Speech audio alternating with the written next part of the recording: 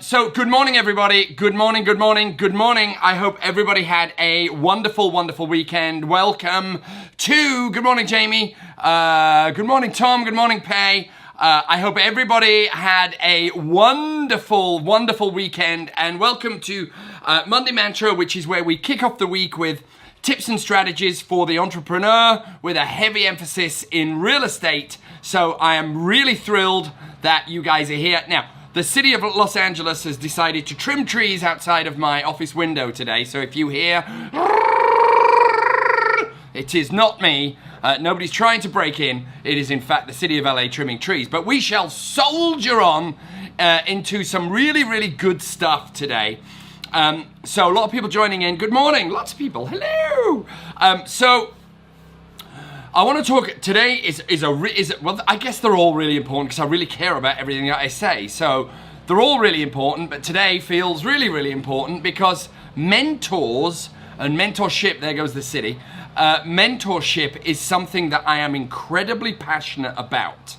Now, finding people to be a mentor can be a challenge, right? Now, I've got some tips that I'm going to go through with you about people that are in your immediate life that you can have as a mentor. But first of all, I want to talk about the whole theory of, well, why should I have a mentor? Why should I bother? You know, I can get everything I need. I'm just going to Google it and do this and do that. Well, that's fine and dandy. But for me, success isn't something that necessarily I created. Success is me following the footsteps of people that have done a very similar thing to what I've done before, and I learn from their mistakes and then I make my own mistakes.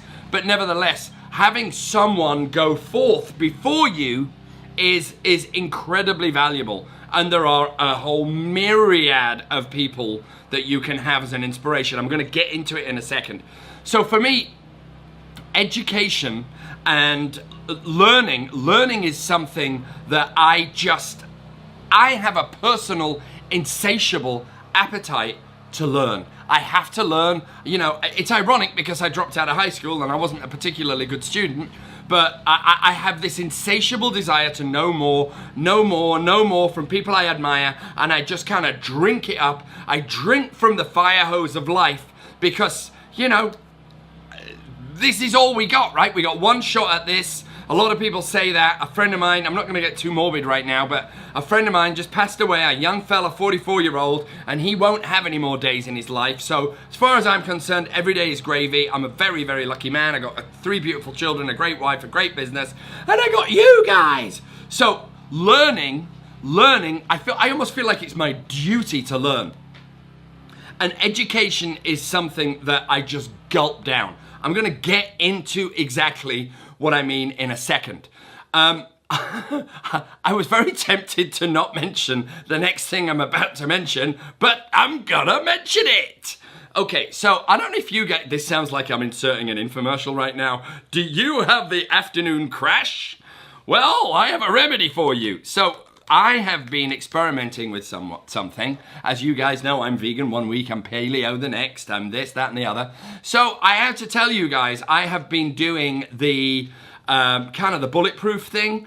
And for those of you guys who don't know what it is, I'm not gonna get into it. Just look up Bulletproof Coffee. I've traded out my breakfast for a Bulletproof Coffee, and I have to tell you, I think the results are miraculous.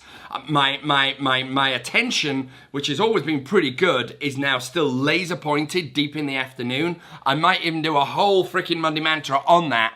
But Bulletproof Coffee, give it a whirl. It's insane when you read it, but it has worked for me, and I've tried frigging everything. Okay, so one of the problems with mentorship or finding a mentor is physically actually finding them, right? But I believe there are some things that we need to do first. In order to move towards the light, we have to do something that's very, very difficult, and friends and family and colleagues and, you know, other real estate agents in my case, or in a lot of people's case that's watching. Unfortunately, I think, and this doesn't make people bad or good, it just makes it is what it is. But I feel that the majority of people are pre-programmed to resist change. And I feel that certainly in my experience, most people tend to have not the most crazy optimistic outlook on life. They tend to be like either play in the middle or kind of go, well, that'll never work. So what I did is, and I'm going to share this again just because it's relevant, right? A lot of you guys out there know I'm sober. I've been sober a long, long time. I'm very active. There's mentoring in that program as well. And the only way that I could get sober was to surround myself with other men who they had something I wanted, and they had sobriety, and in some of their cases they had families, some of them had success. And so what I did is, this is an extreme case, but I'm doing it to demonstrate the point.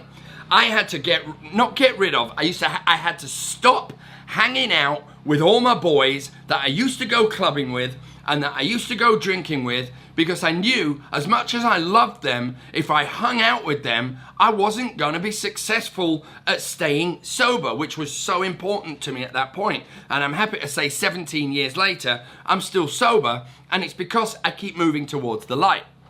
So let's flip this into business.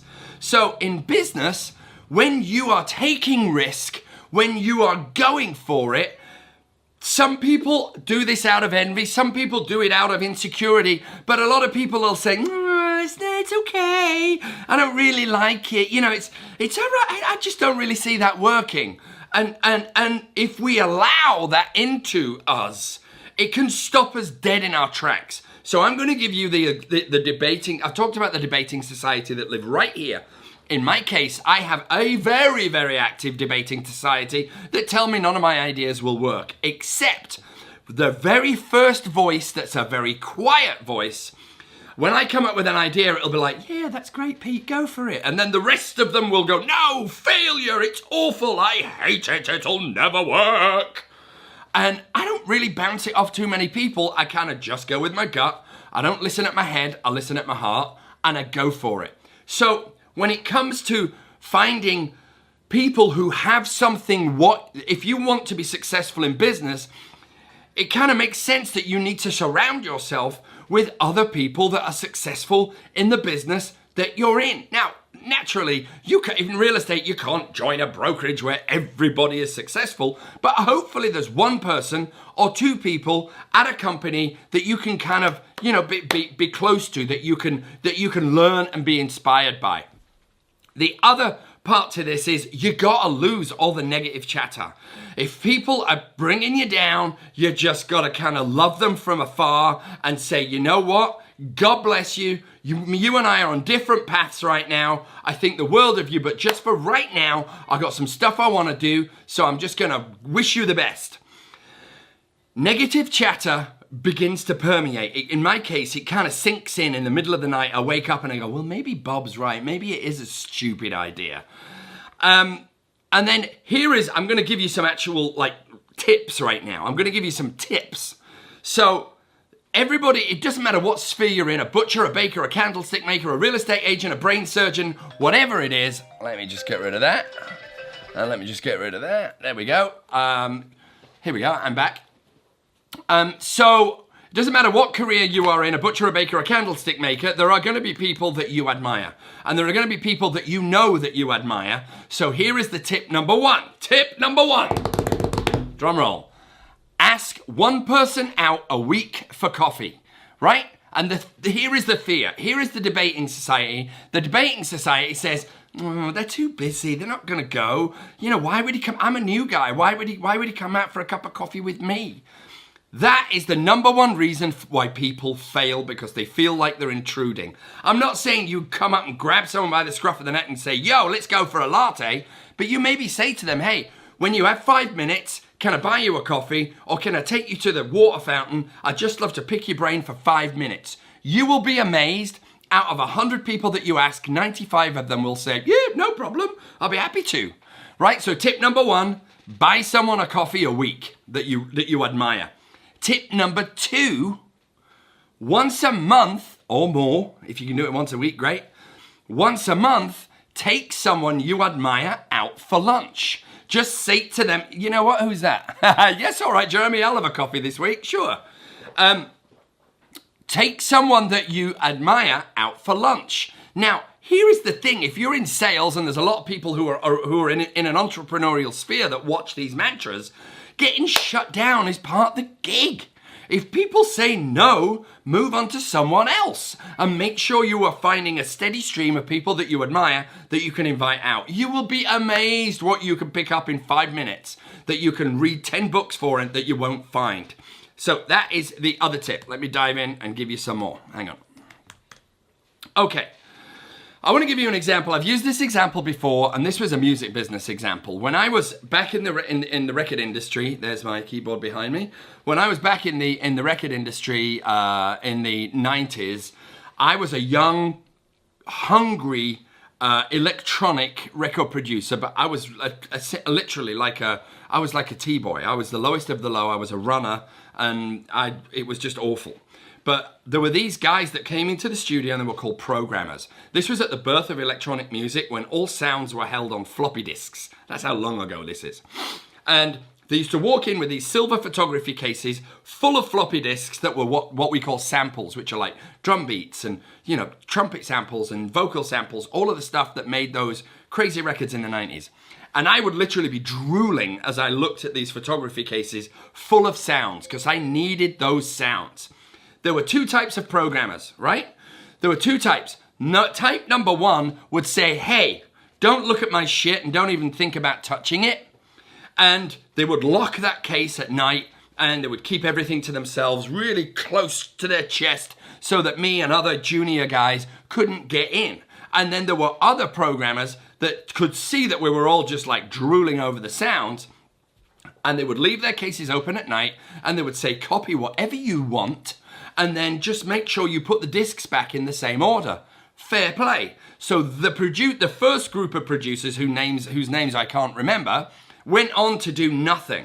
The second group of producers that gave it all away, that gave away their private and personal sounds, went on to become some of Britain's biggest record producers in the 90s, doing Tears for Fears, doing Madonna, doing, you name it, all of these massive, massive, massive artists. And they were just free with whatever they learned. That made such an impression on me. It's something that I have had carry through with me through my entire career. And this is why I love doing mantras, and that my company, PLG, we share everything, we give everything away. There is camaraderie, there is love, there is autonomy, and there is none of this. There's no cliques. There's no, like, screw you, I'm not going to give you my techniques. We give it all away. So let's get back to the mentors, right? Mentors, especially really, really good ones, are generally probably very busy, so you need more than one, right? Hopefully you've got one or two in your life that can be that lunch date, right? Maybe you've got 3 or 4 people that once every quarter you take them out for lunch and you learn something, okay? So now let's talk about mentors that you don't even know. This is something that I built my business upon, both record industry and real estate. That thirst for knowledge that I spoke about early on was satiated by going on and looking at websites, books, podcasts, and I'm going to come back to podcasts in a second. And there are a whole bunch of people out there that don't know me, but I know them, and I feel like I know them as well as my own brother, because I've eaten and consumed everything that they have put out, and it's made such a huge impression on me. It has navigated how I do business to the point, and I'm going to risk sounding crazy here, that when I have had to make business decisions, I imagine that Richard Branson is sitting across the table from me, slurping on a latte. I shut my eyes, and because I've read his books and I kind of know how he thinks, I say to Richard, Richard, should I invest in X? And I hear Richard Branson go, well, have you thought about it? Do you think it makes sense? How far have you got with your thought process? The answer is always the same for me. It's 65%. When Richard hears me say 65%, he goes, screw it, let's do it. That was his famous phrase, right? And conversely, I have been talked out of stuff by some of my mentors that live in my head. I'm beginning to sound crazy, but I want to give you guys some of the information that I digest on a daily basis. So let's get into people currently that could be mentors that freely give their stuff away. Who gives their stuff away so freely? You would be amazed. There are a million of them. Okay, ladies and gentlemen, now it's time to bust out your pens. You need to write down these podcasts. I'm going to give you 7. Why am I going to give you 7? Because in Los Angeles, in every city, we have a commute to work there and back, most likely. Or we have some point in the day where we have downtime. I would like to think it's at least 30 minutes, maybe even 45. So now I am going to give you podcasts that I listen to on a daily basis. And there are more than what I'm going to show you right now. Hang on. Okay, so the podcasts are the following. The podcast that I love to bits, and this guy will probably never ever meet me, but I feel like oh, is that right? Not Crazy Napoleon Hill did the same thing. Mentors in my head. Woo, that's a relief. I thought I was the only one. Okay, I'm gonna give you some, my favorite podcast right now. I've mentioned it here on the mantra before, and this guy, I feel like I know him inside out.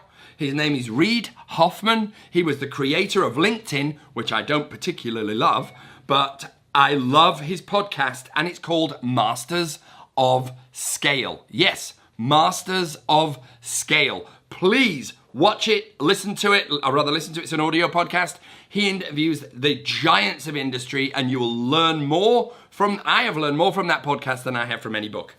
Okay, number 2, I'm sure a lot of you guys already know these.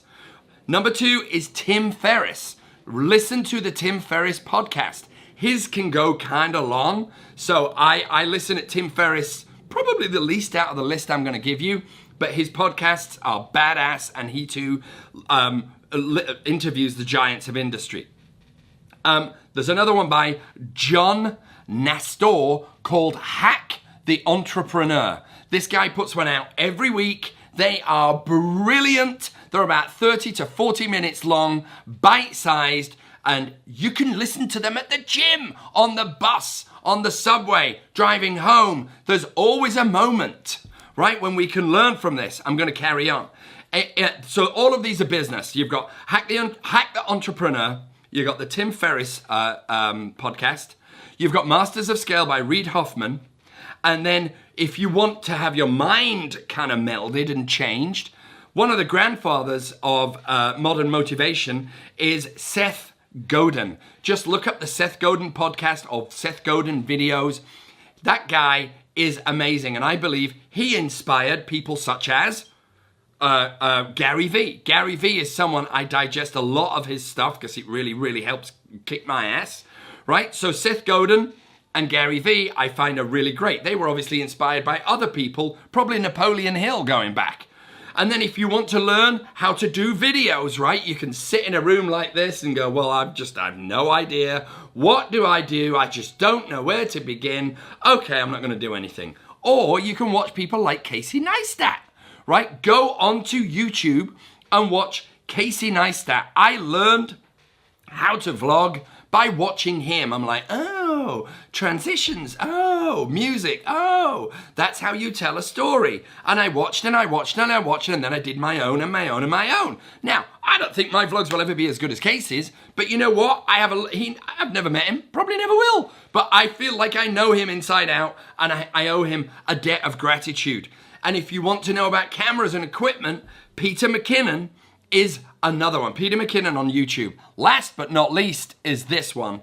If you want to know about anything and everything real estate, Bigger Pockets is a podcast that is just mind-blowing. I remember sitting, and I'm not going to mention any company names, but I remember sitting in classes when I was a new agent at this company that I first worked for. And I'm like, these guys are in the dark ages. They're just clueless. There is nothing that they're telling me that feels anything relevant. It feels like it's 15 years old. So I went hunting around and I found stuff, and I'm like, wow, these guys are telling me exactly what I need to hear, which is exactly why I do the mantra. Because I like to give it all away. And I like to hopefully give you some little nuggets that will help you increase your business. I'm not trying to get anything from it. I'm just chucking it back. And I will finish with this because I have to mention sobriety because it's such a big part of my life. The only way I managed to stay sober was by helping other guys, because that's kind of the gig. You help people to help yourself. And I think it's exactly the same in life. It's exactly the same in business. And I'm going to give you my hashtag for the day, which is knowledge is never owned. It is just borrowed. And it is our duty to pass it on. If you do this, I think you're going to live a sad little horrid life and fade out at the end. Yes, I don't care, I'm being brutal. Whereas if you give it all away, it's amazing. You give and then you get 10 times back more. You've heard this a million times from a million different things, but you know what? It is absolutely true.